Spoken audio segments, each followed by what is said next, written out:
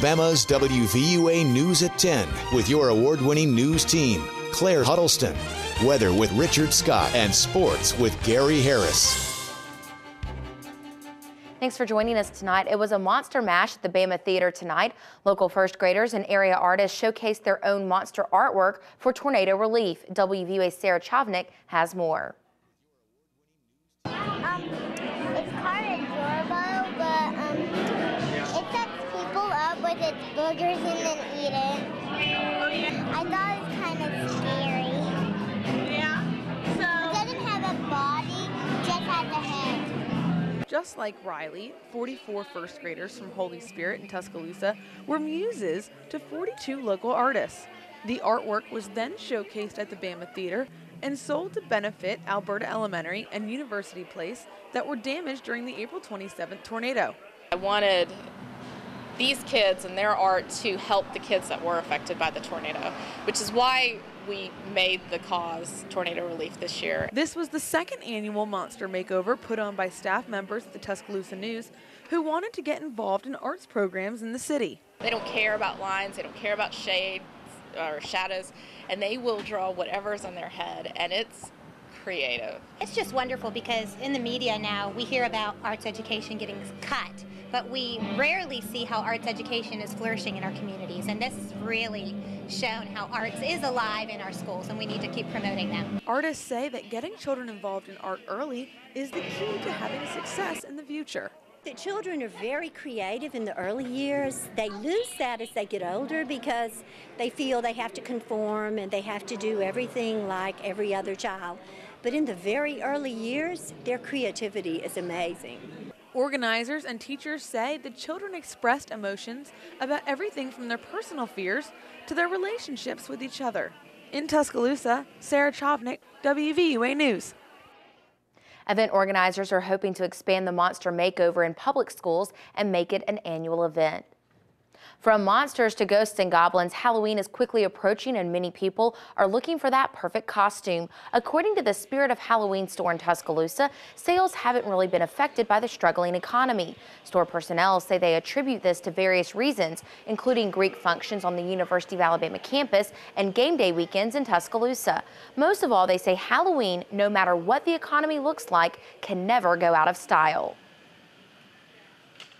To a lot of people, you know, it's still the spirit. The spirit's there, whether it be scary or funny or, you know, they choose to be sexy.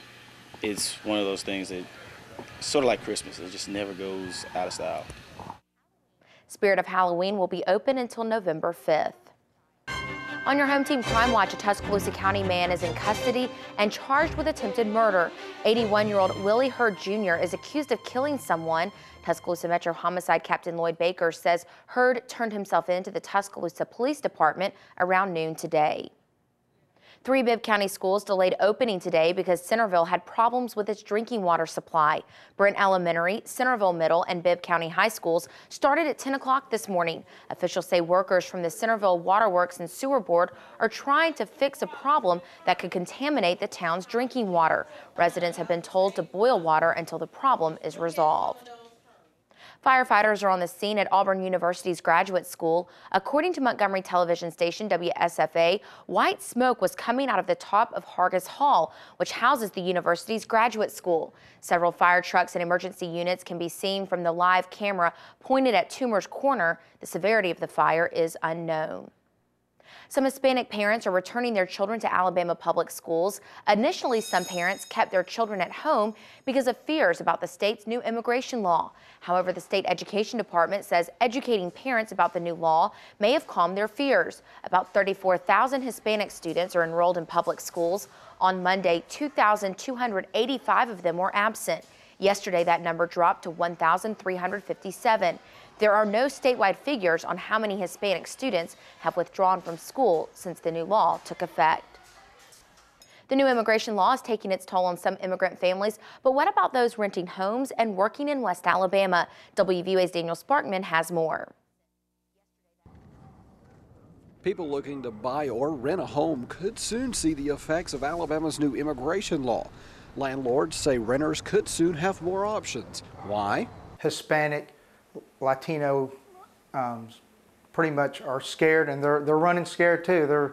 We either are saying we cannot use your lease or can't refill your lease because we're scared of the immigration laws coming. It's not just existing housing that's being affected.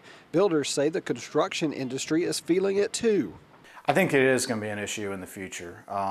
You know, it remains to be seen how many have left. I don't know that there's even going to be a way to document how many have left. But when construction does rebound, which we hope is in the coming couple of years, we're thinking there will be a supply issue. So where does this leave landlords and business owners? We're doing a little more in-depth checks. We'll probably have to put some more clauses, some more sheets of paper to our already lengthy pretty much contracts that we have. And for builders, dealing with the new immigration law may shed light on another issue with the workforce. Skilled workers are really getting harder and harder to come by.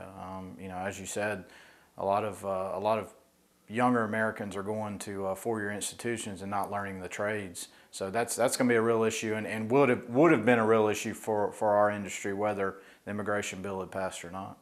As for the future of Alabama's immigration law, both sides of the issue say they're planning an appeal in court. In Tuscaloosa, Daniel Sparkman, WVUA News.